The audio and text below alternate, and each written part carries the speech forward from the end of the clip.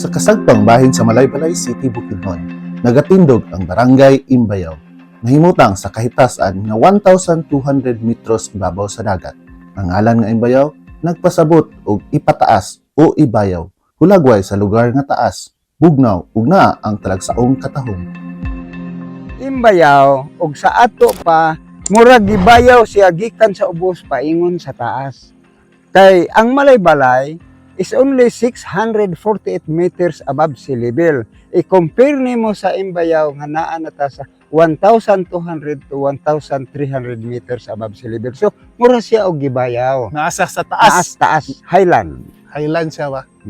Mo nang gitawag siya og Imbayaw. Kay naa siya sa babaw. Oh. Mura sa gibayaw sa Gibayaw kahitasan. sa kahitasan.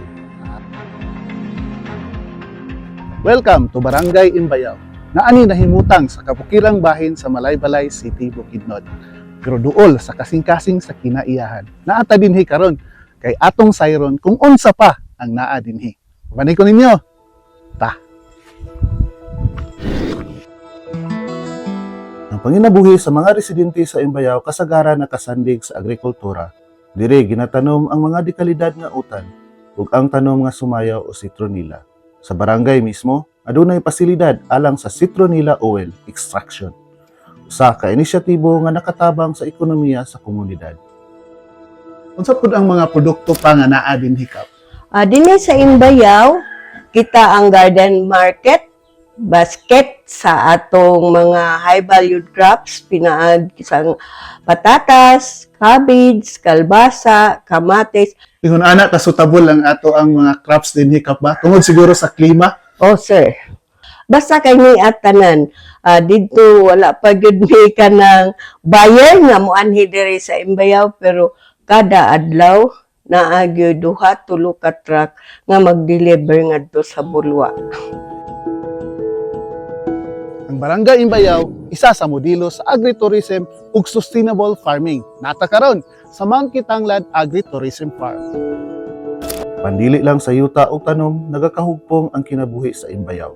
Ang barangay nga duol sa Mount Kitanglad Range Natural Park, usa ka lugar nga nahimong hub sa ecotourism. Sa sitio Sinaburan, makita ang Maputi Bird Reserve ug ang Mount Kitanglad Agro Eco Farm. Mga destinasyon nga ginabisita sa lokal ug mga langyaw nga turista. Dinhi sa Barangay Imbayaw, naa kitay duha ka turismo, ang Earth Sky nga gipanagiyahan ni Sir Valcursa ug Mount Kitanglad Agri Ecotourism Farm. Ug naapoy kang Maputi birding site. Naatay makita nga 6.7 hectares nga eco walk. Millennials na gyud nga mga kahoy nga nahimong awardee sa panahon sa 2024. O ang atong produkto dinhi naa kitay citronella nga kuan gabangan lan sa Binukid ug sa Muyaw. Og nagprodukto kini ug among gi-deliver dito sa Human Nature. Ang sumayaw o mas nailhan nga citronella, usa ka tanom nga bahog presko ug gigamaang lana para pangpahumot o pagpahawa sa lamok.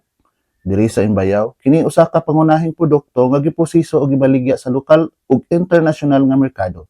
Tinubdan kini sa panginabuhian sa daghang pamilya.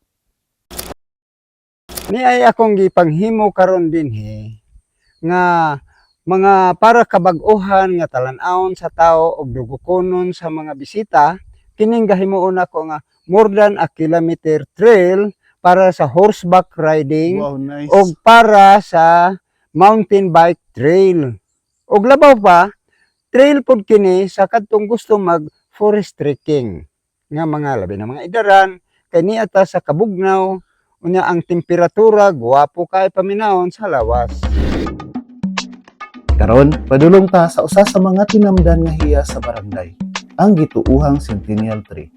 Agita sa Eco Walk Trail, bugnaw kay ang hangin, tabok sa lasang, ug mutungha sa usa ka kahoy nga saksi sa kasaysayan sa komunidad. Mga kasturya, naa kita karon sa isa sa pinakadako nga kahoy dinhi sa Mount Kitanglad Agritourism Farm. O kini ang gituuhang Centennial Tree sa Barangay Imbayaw. Halangdon, taas ug puno sa kasaysayan. Gila kini sa lokal nga komunidad ug gipasudunggan isip kabahin sa search for the century tree. Usa kini kasimbolo sa kalig-on ug pagpanalipod sa kinaiyahan. Well, kung mao kanay atong istoryahan, taas kayo ang istoryahan. Kay ngano, mao unta kini ang atong himuon labi na sa mga kabatan-unan nga unta og kadto pong mga lugar nga wa na kaayoy mga kahoy nga gipananom nga kita. Mananom kitag daghang kakahuyan aron nga mobalik ang biodiversidad. Kay mao kini hinungdan nga karon nagkalahi-lahi na ang climatic condition sa atong palibot sa tibuok, dili lang sa atong syudad, kung dili sa tibuok Pilipinas ug sa laing nasod nga kakulangon sa pagtanom sa mga kahoy ang gikinahanglan para ang photosynthetic activity sa kinaiyahan mapabalik unta. Sa pagkakaroon nagapadayon ang pagpalambo sa agro-ecotourism sa Imbayaw. Ginatukod o ginatiman ang mga amenities aron mas mapanindot pa ang kasinatian sa mga turista. Giawhag namo ang mga katawan nga mga dagko o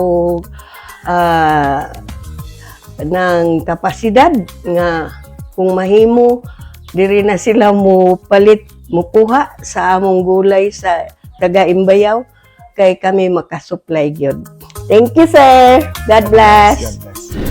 Ang Barangay Imbayaw usa ka buhing ehemplo sa komunidad nga naghiusa alang sa kalambuan. Pinaagi sa ilang paningkamot sa agrikultura, turismo ug pag-alagad sa katawhan, nagapadayon sila sa pag-uswag. Samtang gipanalipdan ang ilang kinaiyahan ug kultura.